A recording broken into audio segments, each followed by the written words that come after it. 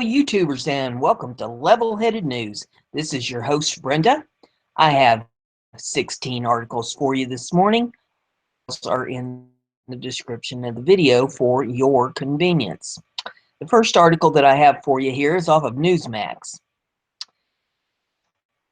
FT's Rochman says expansionists may be humoring Trump on North Korea. Hampshire's trying to catch up to me here. I've been going a little bit.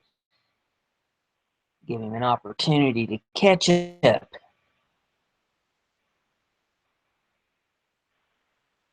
Is trying to humor President Donald Trump on North Korea to curb its nuclear ambitions because the number one issue, Gideon Rochman tells Max TV.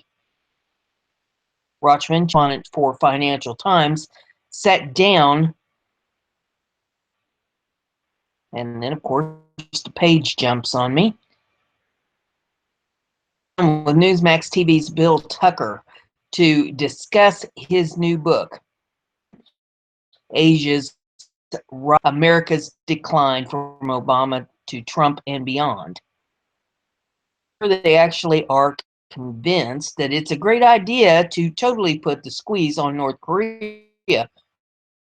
They worry that if the regime actually collapsed, he added, it might provoke instability in Beijing. President Trump has been pressuring Chinese President Xi Jinping to increasing push North Korean dictator Kim Jong-un to end North Korean nuclear and ballistic missile programs. Pyongyang central to his weekend summit last month with Mar-a-Lago resort. It's like a jumping bean in here. Made Pyongyang central to his weekend summit last month with Xi at his Mar-a-Lago resort in Florida. Ways convenient for them to say, oh, sorry guys, there's not much we can do about that, Rochman argues, but there's an element of truth in it as well. He added, economic issue. North Korea, but it is armed to the teeth. Nuclear weapons, a vast army, history of deep Korean and now North Korean nationalism. Could put pressure on them, but whether they can deliver North Korea or deliver an end to the nuclear weapons program, I'm not so sure. The North Korean issue comes as President Xi's effort to expand China's economy, Rochman reveals. They're going through an expansionist phase, and if you allow the rhetoric of the Chinese President Xi Jinping, he talks about the great of the Chinese people, which is almost of Make America Great Again, and he says. But similar economic woes as the United States, Rochman adds. The financial system, he told Tucker, some crazy real estate booms. Try that again. Some crazy real estate booms might know how to control. Next article.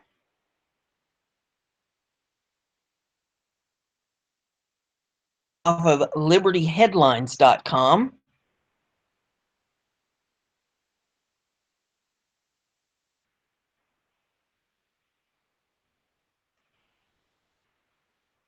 And the signal is trying to get through the two rocks that are duct taped to the garden hose. The White House petition to investigate Seth Rich murder goes viral. Speaker of the House, Newt Gingrich, asking questions about the bizarre killing of a Democratic National Committee staffer in 2016. The murder mystery surrounded Seth has taken an interesting turn. A White House petition has been started demanding President Trump appoint a special prosecutor to find the killer. It is important to note that those of us asking for an investigation into the death of Seth Rich, are not some tinfoil nut jobs, as the mainstream media attempts to claim. Finding justice for a murder conspiracy theory. No one at Free Thought Project has ever attempted to know who killed Seth Rich. We simply want an investigation. And since the petition has gone viral, it appears that a lot of other Americans want the same thing.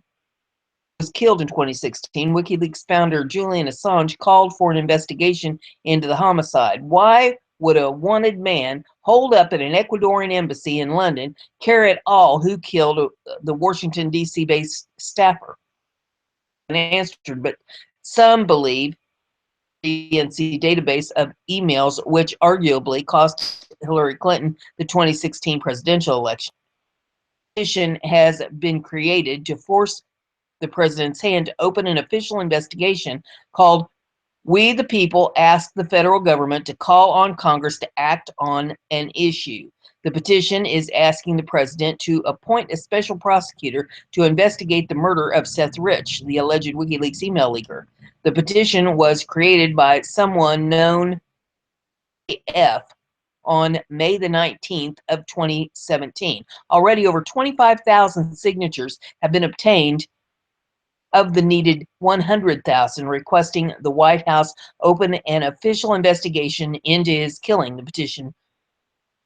On July the 10th of 2016, Seth Rich was shot twice in early morning as he walked back to his house in Washington, D.C. Immediately after the crime, the death was called an armed robbery, but none of Seth Rich's belongings were taken from him. An investigator hired by the family said that there was evidence Seth Rich had contacted WikiLeaks and that law enforcement were covering this up. MSM this murder, instead pushing it to the side. So it's now up to us. The facts do not add up. Law enforcement stopped covering the crime, and now it is time for us to fight for justice. Seth Rich deserves this. Media appears to consider the matter of Seth Rich's murder driven by motives of armed robbery. The alternative media is camping out on the issue.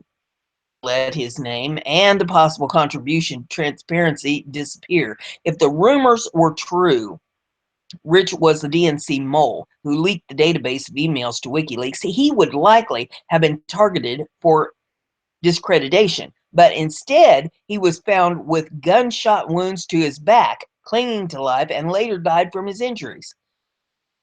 One America News, which is offering $100,000 reward for information leading to the arrest of his killer, members of Congress are now beginning to question whether or not Rich's death may have been an inside job. Representative Dana Rohrabacher, Republican of California, told OAN, "Whoever it could be, we need to look into it and verify. The fact that the young man's death has not been followed by an investigation that would even be in place for an ordinary murder is very suspicious to me." Representative Blake Farenthold, Republican of Texas, told OAN, "I think it should definitely be part of an investigation. It is an alternative theory, and any good investigation looks at alternative theories. We need to investigate all the options. A lot of the allegations about Russia and some of the allegations about President Trump are now are all coming from unnamed sources. Sources suggesting it was an inside job are probably just as valid as somebody not willing to give their name." With OAN offering a $100,000 reward, WikiLeaks donated $20,000. The D.C. Metropolitan Police offering $25,000. Republican donor Jack Berkman kicking in another $100,000, and even Martin Shkreli upping the ante with another $100,000. The total reward for solving Seth Rich's murder stands at $345,000. I'll put up $100,000 for information leading to the arrest of Seth Rich's killer, posted by Martin Shkreli on Friday, May the 26th of 2017. OAN's Pearson Sharp, this case could reveal important clues into the 2016 election and how high up corruption at the DNC really went. DNC officials have long pushed the views that Russians were behind their email leak, but the latest information casts doubt on those claims. The next article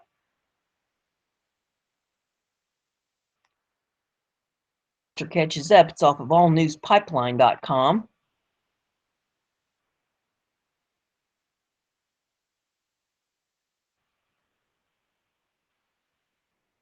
And the hamster's spinning that wheel.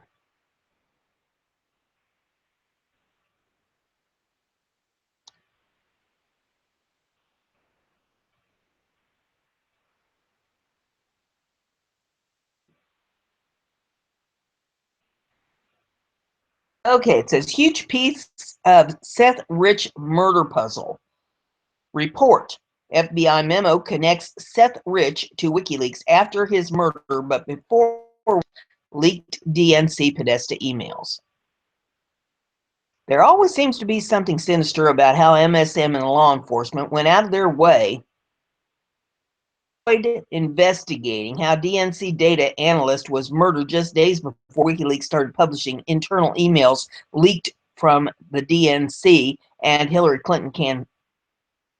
Clinton's campaign, where any mention to whether Rich was involved with leaks were treated as insane conspiracy theories.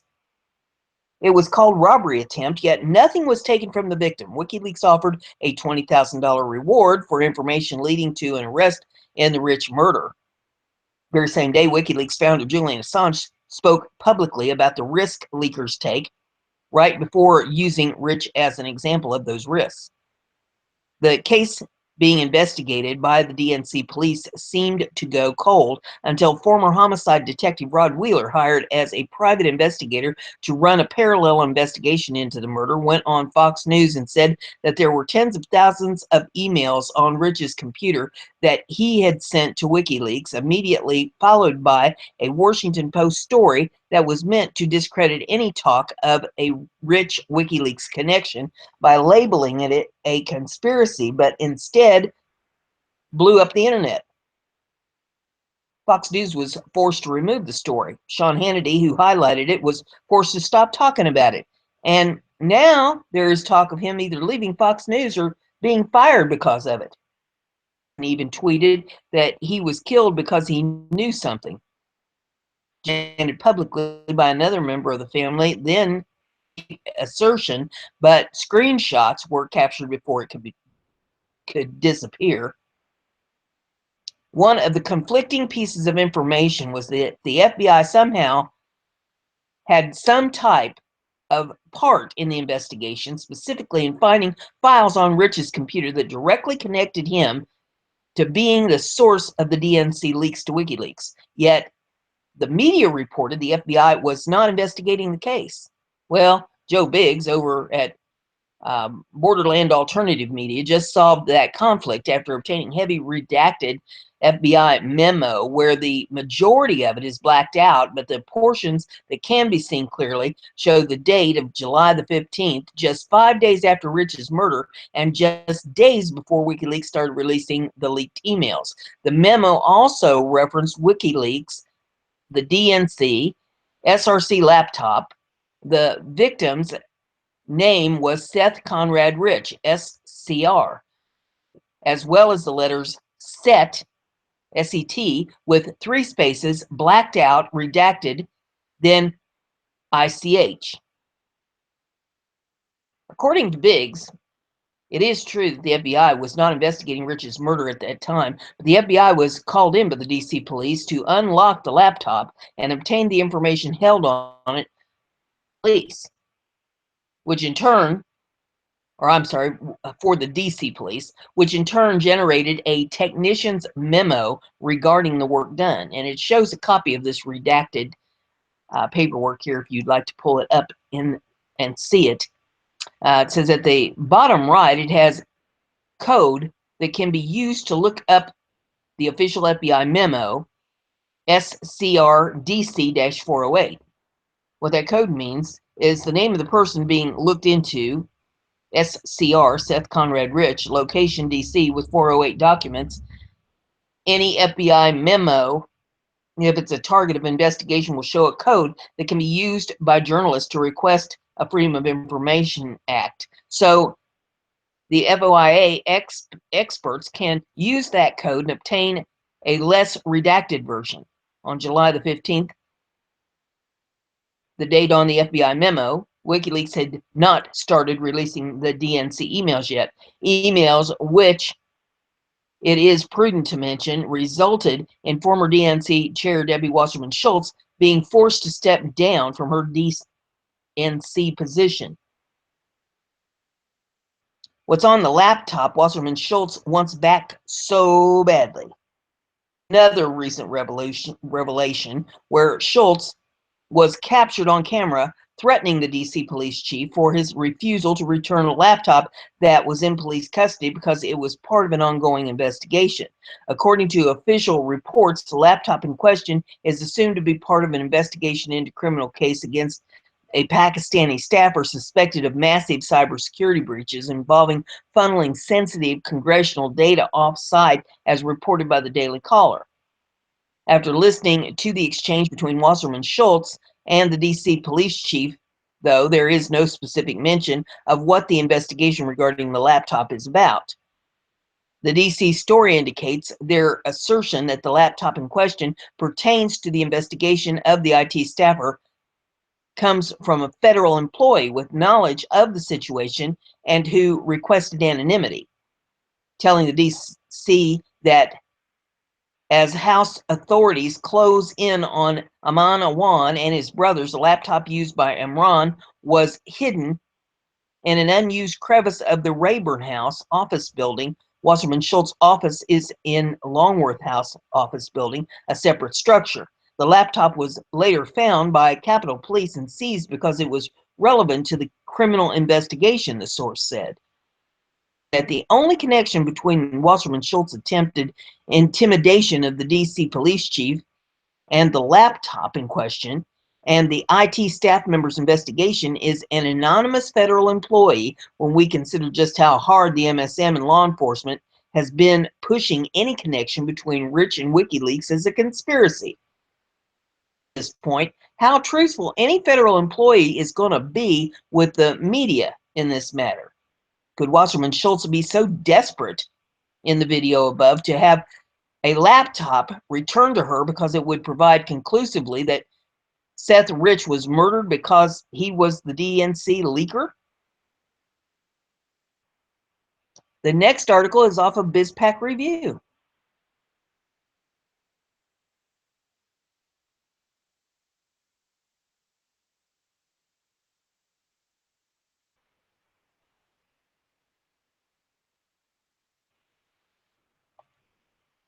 And the hamster is running in the wheel.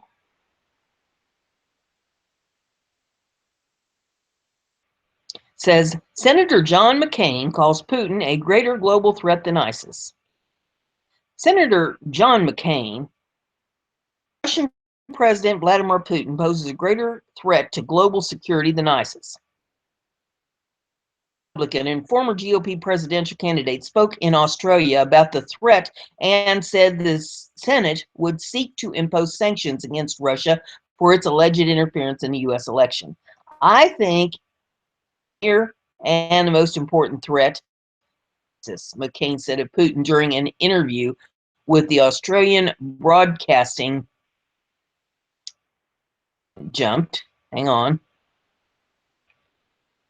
The Australian Broadcasting Corporation show 7:30 on Monday. Do terrible things, and I worry a lot about what is happening with Muslim faith, he said, but it is the Russians who tried to destroy the fundamental, and that is to change the outcome of an American election.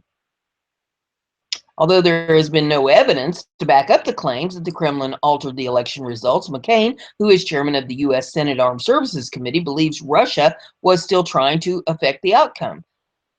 They succeeded, but they tried and are still trying to change elections, he said. They just tried to affect the outcome of the French election. So I view Vladimir Putin, who has dismembered Ukraine, a sovereign nation, who is putting pressure on the Baltics. I view the Russians as a far challenge that we have. The senator called for a U.S. response to Russia's actions, criticizing the lack of follow-through by Washington. We have done nothing since the election last November to respond to Vladimir Putin's attempt to change the outcome of our election. So, way to go, Vladimir. We haven't responded at all, he said. So we need to have try that again. So we need to have increased sanctions, and hopefully when we come back from our recess, the Senate will move forward with sanctions on Russia and enact other penalties for Russian behavior, he added. My question would be, how do we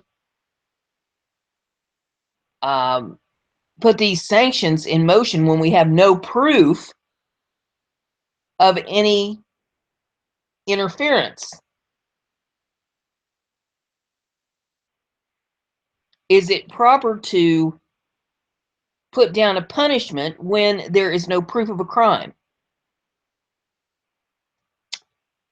The next article we have is off of newsmax.com.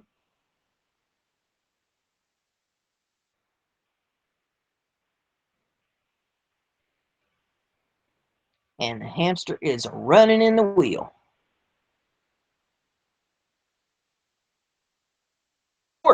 Trump to reverse Obama's Cuba policy. Trump plans to announce an end to former President Barack Obama's Cuba policy, the Daily Caller reported. The caller said it learned of the plans from two unnamed sources at an embargo group, and the information was confirmed Sunday by John of the nonpartisan U.S.-Cuba Trade and Economic Council. The Trump administration has been ready since February of 2017 to announce changes, but issues unrelated to Cuba have intervened, Kavalich told the website. Kavalich said the president plans to make the announcement in a speech set for June in Miami. According to the caller sources, the result of work by Senator Marco Rubio, Senator Bob Mendez of Democrat of New Jersey, and Representative Mario Diaz-Balart, a Republican of Florida. The White House would not comment to the caller. The Obama administration in December of 2014 reestablished diplomatic ties with Cuba and eased some restrictions on travel and business, though Congress has resisted efforts to fully reverse the economic embargo in place since 1960 that restricts trade. In his final days in office this past January, Obama announced a reversal of the wet foot, dry foot policy that allowed Cubans fleeing the communist Castro regime to stay in the United States if they can make it past Coast Guard patrols and reach American soil.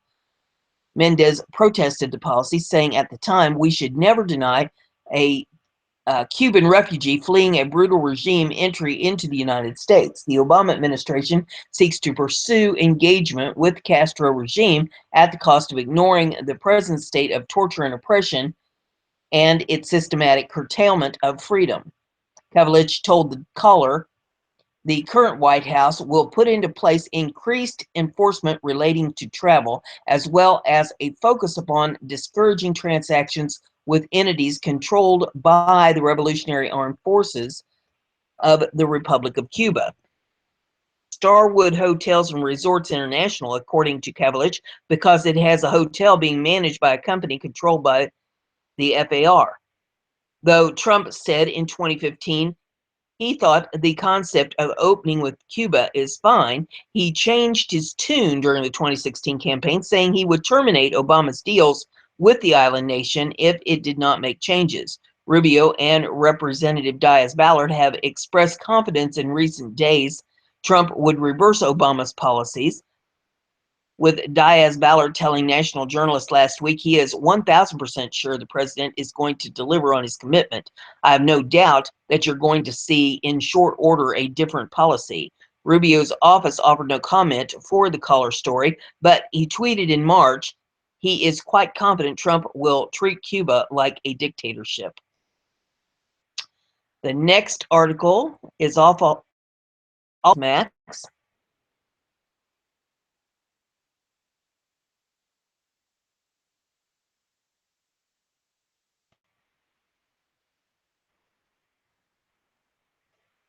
And it says Trump's communication director resigns.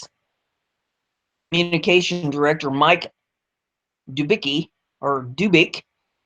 is set to leave after 3 months in the White House, confirmed to Fox News Tuesday morning. The reason for my departure are quite personal, but it has been my great honor to serve President Trump and his administration, wrote in a memo that was obtained by the New York Times. Dupe, a communication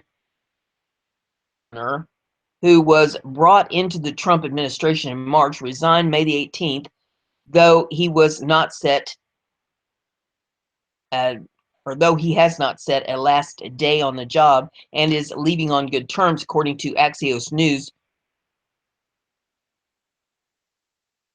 Well, and it jumped.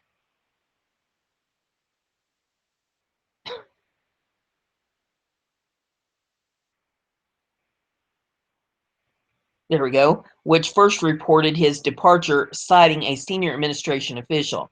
His departure comes amid White House plans for larger strategic shakeup to tackle head-on allegations involving communication between Russia and Trump's presidential campaign, including a war room to combat mounting questions and multiple probes. According to administration officials and persons close to Trump, the president plans to bring in new aides to the White House, adding experienced political professionals, including Trump's former campaign manager. The changes may also include more lawyers to handle the Russian probe as part of the effort to tackle a scandal that has threatened to consume Trump's young presidency. Other potential changes are also expected to the White House Communications Office, according to Axios, including fewer on-camera briefings with White House Press Secretary Sean Spicer. Trump will also take more questions directly from the media, it reported. In a tweet early on Tuesday, Trump shot back against the Russian probes, writing, Russian officials must be laughing at the U.S. and how lame excuse for why the Dems lost the election has taken over the fake news. Conway on Fox News also played down persistent rumors that Spicer, who has been pillarized on comedy shows, was on his way out. She said he would be back on at the podium to brief reporters on Tuesday. Spicer served with White House Chief of Staff Reince Priebus when both worked at the Republican National Committee. Priebus and White House advisor Steve Bannon have been laying the groundwork for new war room that will also involve Trump's son-in-law and senior advisor Jared Kushner, sources told Reuters. Dupes oversaw the White House Communications Office, which ran press and other outreach efforts. His appointment earlier this year came after Trump's previous choice, Jason Miller, declined the top communications job. The next article, Liberty headlines.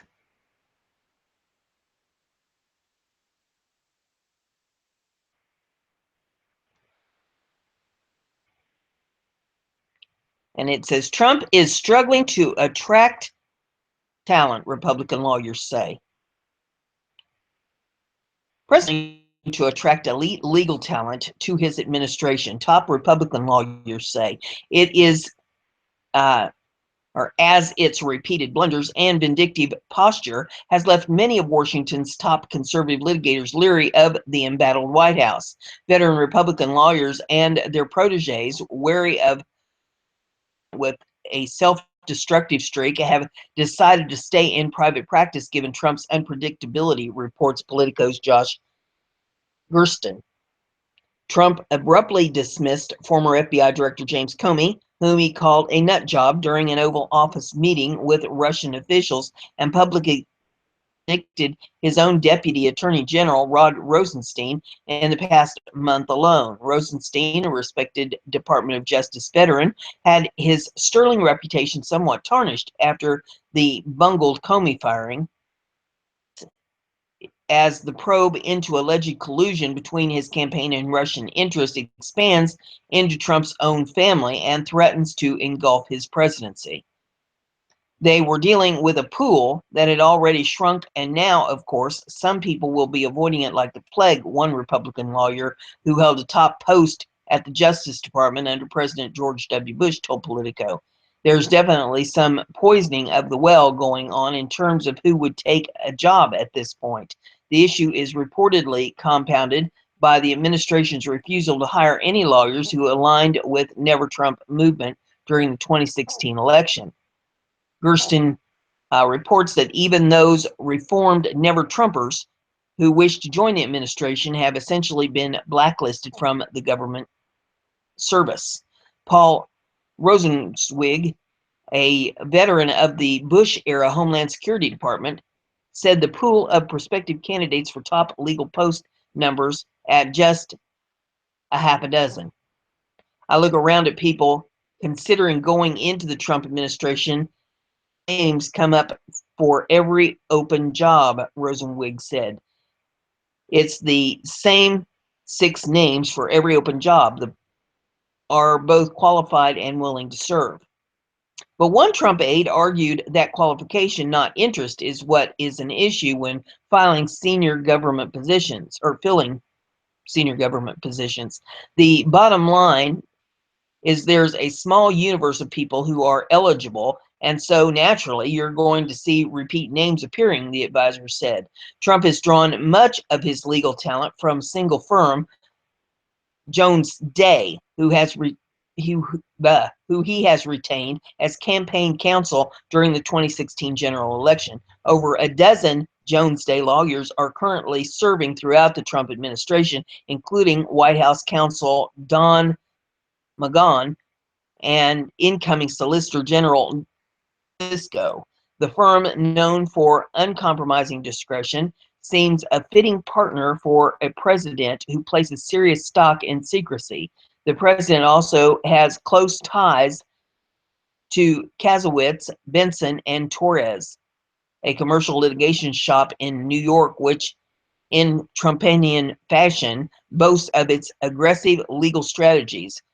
Firm partner Mark Kazowitz was recently retained as Trump's personal attorney. He will counsel the president through ongoing law enforcement probes into alleged collusion between members of his campaign and Russian officials. Trump has also tapped the firm's ranks for prominent posts across the government. He appointed David Friedman, formerly a named partner at the firm, as ambassador to Israel, close to naming Edward McNally U.S. Attorney for the Southern District of New York. The next article is off of BizPack Review.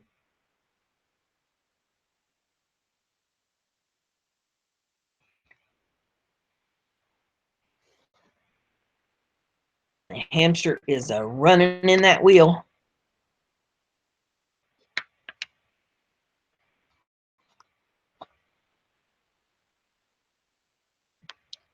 Fight for 15 organizer says he's not paid to protest. A handsome 6-figure union salary. The only people who make out in a socialist society are those at the very top. Everyone else, contrary to claims that he's just an ordinary struggling fast food worker trying to make it on minimum wage, movement organizer Kendall Fells hauls in a 6-figure salary, sucking off the earnings of union members.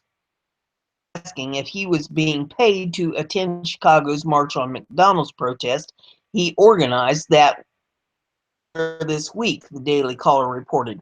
No, I'm not, he told the researcher from America Rising Squared, a nonprofit dedicated to promoting the principles of freedom, limited government, and strong national security, according to its website. But Fells is actually employed by the Service Employees International Union, and although SEIU members are typically low-paid workers, Fells earns $146,000 in 2016 as the union's deputy organizing director, according to filings with the Labor Department.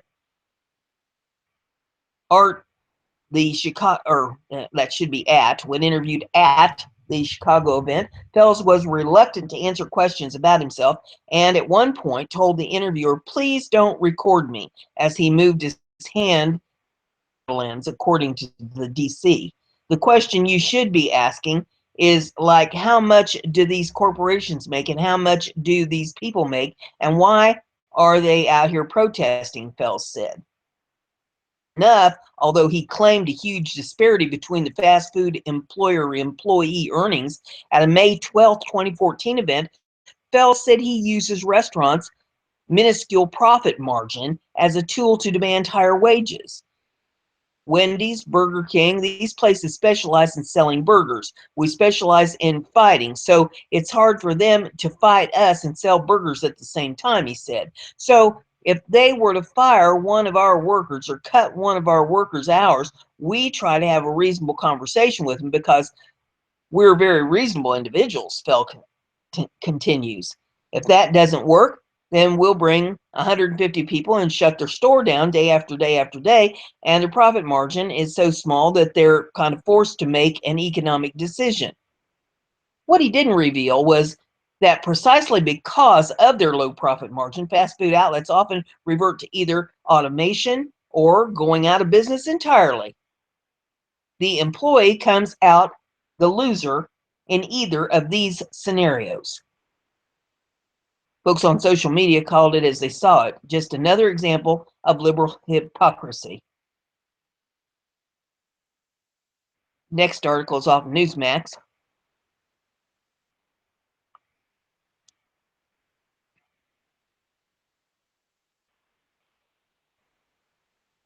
Sure is a chugging around in that wheel with his three legs. A filibuster to get things done fast and easy. On Tuesday, took to Twitter again to call for an end to the Senate filibuster so healthcare and tax reform fast and easy. He put out a tweet that says the U.S. Senate should switch to 51 votes immediately and get healthcare and tax cuts approved easy. Dems would do it, no doubt. This month, Trump has called for the Senate to bust the filibuster. Another tweet says, either elect more Republican senators in 2018 or change the rules now to 51%. Our country needs a good shutdown in September to fix this mess. Response from Senate Majority Leader Mitch McConnell, who simply said, we're not going to do that. This time comes amid the Senate mulling and here we go. Trump's tweet this time comes amid the Senate mulling and planning the American Health Care Act passed by the House. McConnell has repeatedly rebuffed calls for a deadline that Senate Republicans are shooting for, though the White House is pressuring them to have it done before the August recess. Off a BizPack review.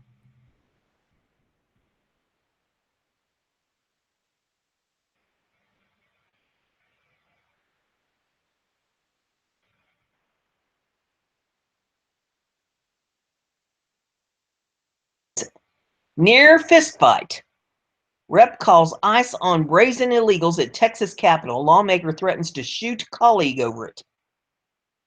When a group of illegal immigrant protesters stormed the Texas Capitol to oppose SB 4, a bill that would ban sanctuary cities, holding signs that said, I am illegal and here to stay, Texas State Representative Matt Rinaldi, Republican of Irving, did law-abiding citizens should do when confronted with a blatant violation of the law. Rinaldi called ICE, or Rinaldi. Rinaldi called ICE. Put out a tweet that says, near fistfight erupts after Irving GOP Representative Matt Rinaldi of Texas reportedly tells several Hispanic Ds he's called ICE on for protesters.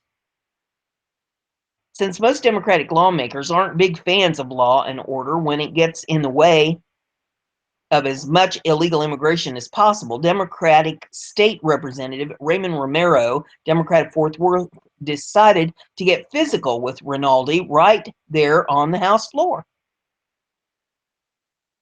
Michael Q. Sullivan put out a tweet, says, will Texas League at T. Parker 63 stand up for Matt Rinaldi or sink away while a GOP lawmaker is attacked by Dems? Probably the latter, as usual.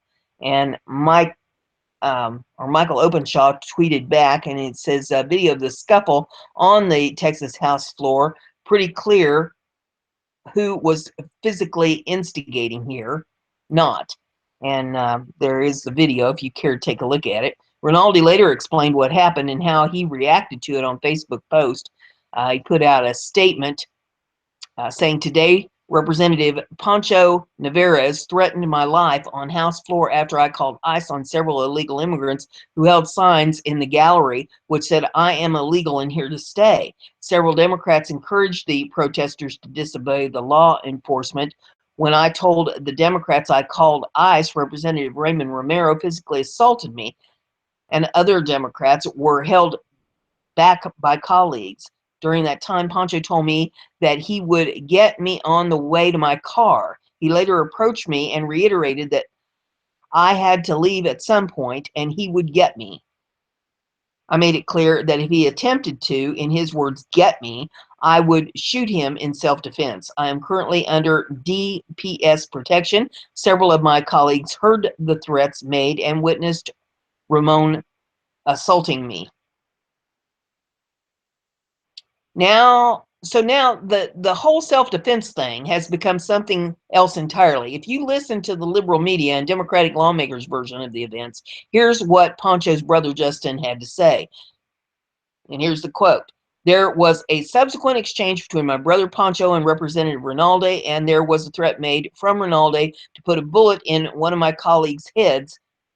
Representative Rodriguez told the reporters that kind of threatening language he needs to be called out and held accountable for. Navarez called Rinaldi a liar and a hateful man via Twitter. And the article says, don't expect the mainstream press to call Dems out for getting physical and actually threatening violence. Instead, the Republican will be called out for lawfully stating his right to defend himself. And yes, Rinaldi definitely lives unhinged with the ICE on illegal self-defense, double whammy.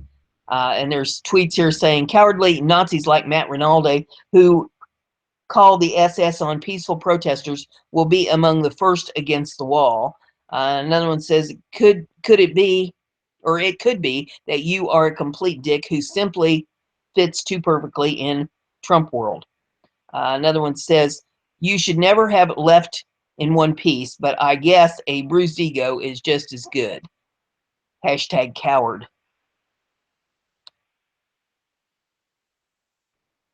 I'll get it to scroll down a little bit more.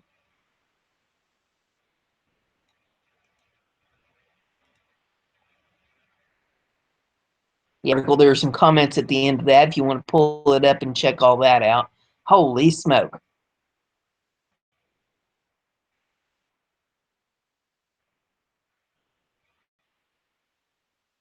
Cut the testosterone in that room with a knife. The next one we have here is off of BizPack Review. It says, Legal Foundation discovers over 5,500 non-citizens on voter rolls in Virginia. The Public Interest Legal Foundation, or the PILF, today released Alien Invasion 2, a sequel to the original Alien Invasion Alien Voting Report originally circulated in 2016. After 3 lawsuits, scores of record requests, and review of voter history files across 133 Virginia jurisdictions, the Public Interest Legal Foundation has uncovered the following. And these are all bullet points here. It says, Virginia election officials quietly removed 5,556 voters for non-citizenship between 2011 and May of 2017. 1,852 of those removed as non-citizens cast ballots. A total of 7,474 illegal ballots were cast from the pool of removed non-citizens. Some records of illegal voting date back to the 1980s before their respective removal. Virginia election officials routinely fail to alert law enforcement about these illegal votes or registrations. At the instruction of Governor McAuliffe's political appointees, local election officials spent countless resources to prevent this information from spilling into the open. PILF President and General Counsel J. Christian Adams said Virginia hid critical information that would have improved election integrity, while a political operative turned governor vetoed numerous proposals that would have prevented alien registration and voting from Northern Virginia to Norfolk and all urban and rural points in between. Alien voters are casting ballots with practically no legal consequences in response. In this election year, aliens must not cast illegal ballots, and if they do, they must be prosecuted. Let's pray that Governor McAuliffe's veto pen did not invite a close election tainted by fraud, Adams added. In the absence of regular data sharing agreements between federal officials and the Commonwealth, the ability of election officials to identify aliens on the voter rolls is almost non-existent. The most that can happen in Virginia is that an alien on the voter rolls will sometimes tell the state DMV they are not a citizen. Without those leads, counties and municipalities must accept false claims of citizenship on their face. Finding the 5,556 voters removed as non-citizens was not easy. As the 2017 Alien Invasion 2 details, only 8 locales in the Commonwealth originally compiled with the PILF's records request that informed the original Alien Invasion study released in 2016. Some officials disclosed to the PILF investigators that political appointees loyal to Governor Terry McAuliffe, Democrat, gave guidance that prohibited the disclosure of alien voters in question, citing the Federal Driver's Privacy Act or Privacy Protection Act. In October of 2016, PILF was forced to sue the city of Manassas and Chesterfield County to dislodge information after a federal judge predictably ruled that the DPPA did not permit election records to be concealed. Jurisdictions began submitting documents as originally requested. After jurisdictions across Virginia finally turned over their illegal voter list, PILF partnered with Virginia Voters Alliance to study the rates of participation among the aliens. Public interest legal foundations research efforts did not occur in a vacuum. Repeatedly, Governor McAuliffe thwarted legislative reforms that would improve the integrity of Virginia's voter registration and voting systems, some of which were inspired by PILF's 2016 report. The 2017 edition outlines some lowlights, and there's a bunch of bullet points here. In 2015, McAuliffe appoints in the Virginia Board of Elections floated a proposal that would have made an attestation, there we go, of citizenship portion of the voter registration form optional. McAuliffe vetoed SB 1105, which would have required voter registrars to investigate possible system failures should their list of voters surpass local citizen voting age population figures. McAuliffe vetoed SB 1581, which would have required voter registrars to verify incoming voter applications against state and federal databases. McAuliffe vetoed SB 2343, which would have given resources to voter registrars to identify voters concurrently registered in other jurisdictions. McAuliffe vetoed SB 872, which would have incorporated voter identification functions to the absentee balloting system. The 2016 edition previously found more than 1,000 registered voters removed for non-citizenship reasons. Of that data set, of that data set, nearly 200 ballots were cast during their respective periods on the rolls. Access to Alien Invasion 2, the sequel to Discovery and Cover-Up of Non-Citizen Registration and Voting in Virginia, has been made available at a link here if you wish to click that and review it. Access to evidentiary exhibits referenced throughout this article, there's another link. So if you want to check it out, you can go there. So anybody that's doing research on all this voter fraud, that's a good article for you right there. The next one is off of Conservative Tribune.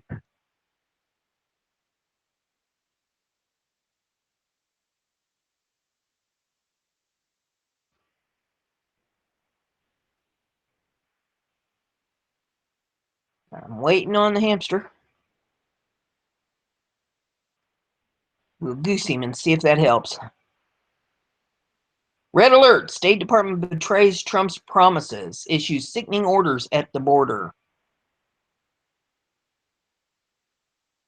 Power struggle between President Donald Trump and the U.S. Department of State could be heating up, at least if a surprising new report is accurate. The New York Times has revealed that the State Department has just lifted the restrictions on a number of refugees allowed to enter the United States that seems to fly in the face of Donald Trump's campaign promises to voters. In an email sent just days ago, State Department official named Jennifer L. Smith quietly told private agencies involved in refugee assistance that foreigners could now enter the country unconstrained by weekly quotas that were in place.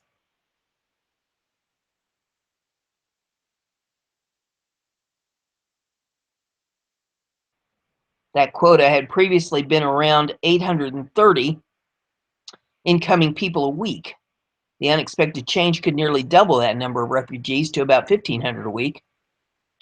According to the Times, personnel at the State Department spoke to the Justice Department before raising the refugee limit. However, it's not clear if the president or his key advisors were consulted before the changes were put in place. The Bureau of Population, Refugees, and Migration, part of the State Department that manages the inflow of refugees to the United States, continues to be run by holdovers from the Obama administration. Breitbart News noted about the shocking quota decision. Obama-aligned groups within key agencies could be trying to sabotage Trump's plans. That move would not be unprecedented.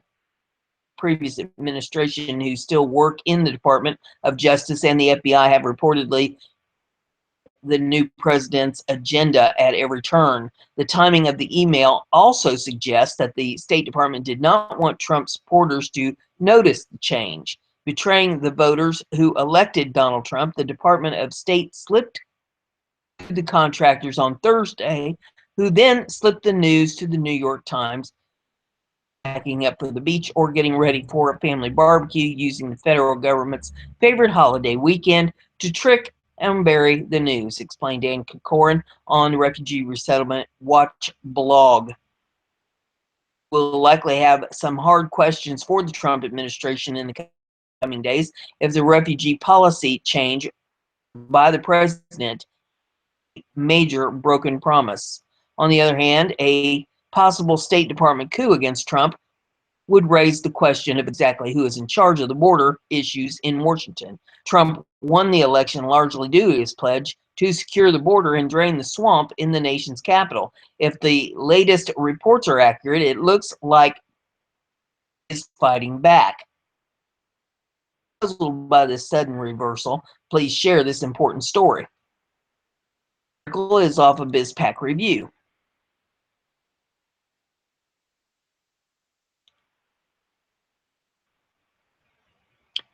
The refugee order is headed for SCOTUS. Here's how it'll go down. The Department of Justice will bring its defense of President Donald Trump's executive order on refugee and migrants to the Supreme Court after the Fourth U.S. Circuit Court of Appeals upheld a ruling barring the order's enforcement. The Department of Justice will continue to vigorously defend the power and duty of the executive branch to protect the people of this country from danger and will seek review of the case in the United States Supreme Court, Sessions said in a statement shortly after the ruling on Thursday. There are several paths by which the ruling could reach the High Court. The department demurred when the DCNF asked how it planned to proceed. As general matter, the case reaches the Supreme Court by the Centauri or cert process. Each year, the court receives approximately 8,000 cert petitions. A cert petition is a request usually from the losing party in a lawsuit or criminal trial for the High Court to take their case. Most of these petitions are filed after a case has been heard in a federal appeals court.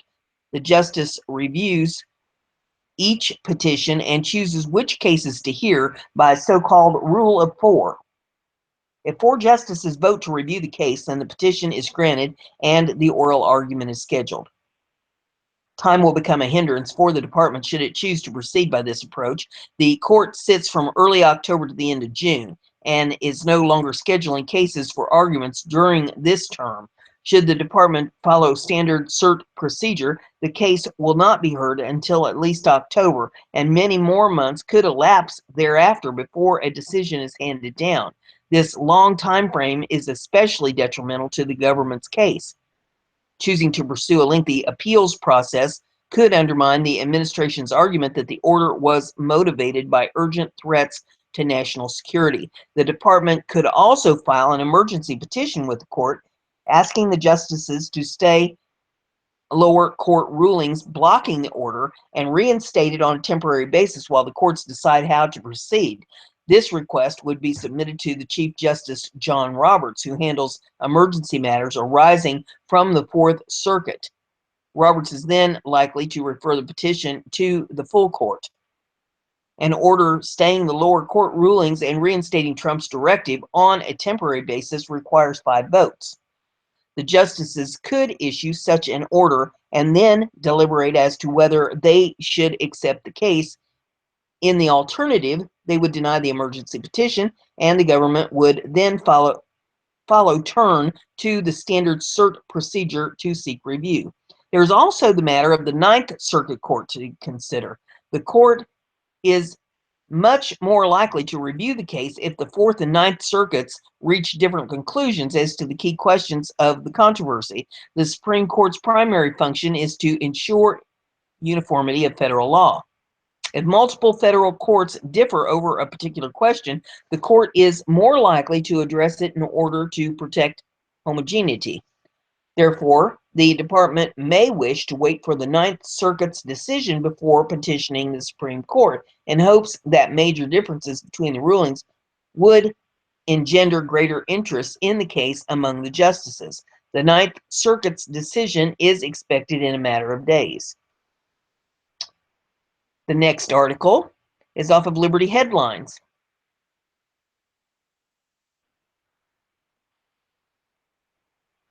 It says, Trump administration seeks to deny gun rights to nonviolent criminals. Donald Trump was endorsed by the NRA, National Rifle Association, and he assured his voters he'd protect their Second Amendment rights to keep and bear arms. Considering his new desire to keep nonviolent criminals from owning guns, this flip-flop on values needs to be known.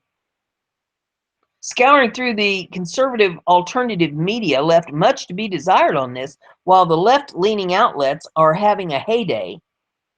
The truth is more important than partisan politics, so it bears mentioning that this won't sit nicely on the belly of those on the political right.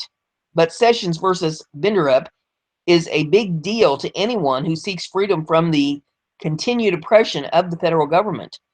Trump's administration lawyers are urging the Supreme Court to reject a Second Amendment claim that would restore the right to own a gun for 2 Pennsylvania men who were convicted more than 20 years ago of nonviolent crimes.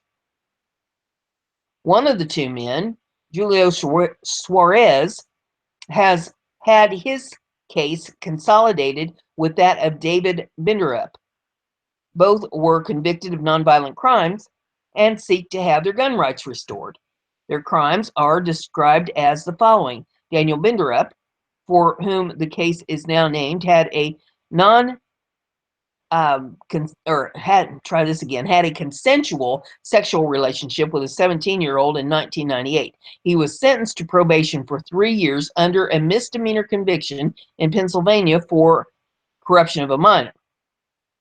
Julio Suarez, the other person challenging the government in the case now consolidated, was convicted of possessing a handgun in a car without a license to carry permission from the government in Maryland in 1990. The federal government believes these incidents bar both men from legal gun ownership forever because in Binderup's case, it was misdemeanor for which he could have been, though he was not, given over 2 years incarceration.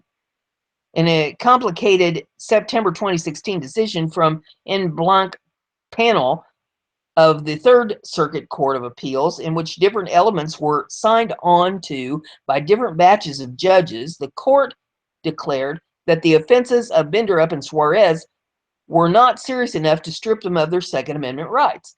How dare Suarez not beg permission from the government before exercising his rights? But the fact that he and Binderup are not violent and did nothing more than violate feelings-based laws, they have lost their right to bear arms. This simply proves that the snowflakes aren't only on the left. So much for Trump and his administration protecting the Second Amendment. They seek to permanently deny self-defense rights to those two men simply because their crimes could have resulted, but did not, in jail time. Attorney Alan Guerra, a gun rights advocate who represents the two men, said he was disappointed but not surprised. I'm not shocked by it. The government never likes to have its authority limited, said Guerra, a Virginia lawyer who brought the landmark 2008 case to District of Columbia versus Heller, which resulted in the Supreme Court first ruling upholding an individual's constitutional right to have a gun for self-defense. They could dismiss the appeal at any time, but I have no reason to expect they will. This has nothing to do with disarming dangerous felons, he said. Acting Solicitor General Jeffrey B. Wall, representing the Trump administration, filed another brief urging the court to hear the appeal. He said the lower court's ruling, if allowed to stand, will place an extraordinary administrative burden on federal judges, since people with a criminal record may go to the court and seek an exception to the law. The Third Circuit's conclusion that the Constitution mandates that untenable results warrant further reviews, he told the justices. He also urged the court to reject Guerra's separate claim that the law should not be stretched so far. It's becoming blatantly obvious that all politicians are liars. Trump is not an exception, and those making excuses for his disgusting behavior regarding this case are wearing their Satanist partisan beer goggles. Politicians are the ones stripping the rights and freedoms from the American people, not those Trump insists on bombing overseas. Maybe this will open a few eyes to the lengths the federal government will go to oppress the public. The next article is off of Liberty Writers. Ted Nugent announces run for political office this Memorial Day. Look which office he wants. Ted Nugent has proven again and again just what it means to be a true American. He has been a big-time supporter of our president, and now he just told Fox and Friends, there's no limit to what I'd be willing to do to help make this country great. And there is video of him here in this if you want to pull it up and listen to it. It says, it's just heartwarming, isn't it? On this day when we remember and honor those great Americans who have fought and died for this country, this great rock musician announces what he himself would be willing to do for his country. He's just a bit too old at 69 to go and fight, but I bet he would if he could. Instead, he's considering running for Senate in 2018, and if that ain't a fight, I don't know what is. Ted said it best about Trump when he said, if you're not pissed off, or try that again, if you're not pissing off the idiots, you're an idiot. And we all know Trump has the idiots running around like crazy, and boy, are they pissed off. On this Memorial Day, let's all thank our military veterans and their families for their service and sacrifice to our country. And the final article that I have for you this morning is off of BizPack Review. And it says, watch Maxine Waters go off on constituent. Impeach me? You can't impeach a member of Congress, she says. Woman Maxine Waters got a taste of her own medicine when a constituent threatened to have her impeached. Melanie Bell confronted Waters on Sunday, slamming her for her disrespectful treatment of President Trump and her repeated hollow threats to impeach him. They're empty threats because of the bipartisan agreement that Trump has committed no impeachable offense. I'm going to work every day to make sure that he isn't impeached and that you're impeached, Bell vowed. A furious Waters shot back, you can't impeach a member of Congress. No, you cannot impeach a member of Congress.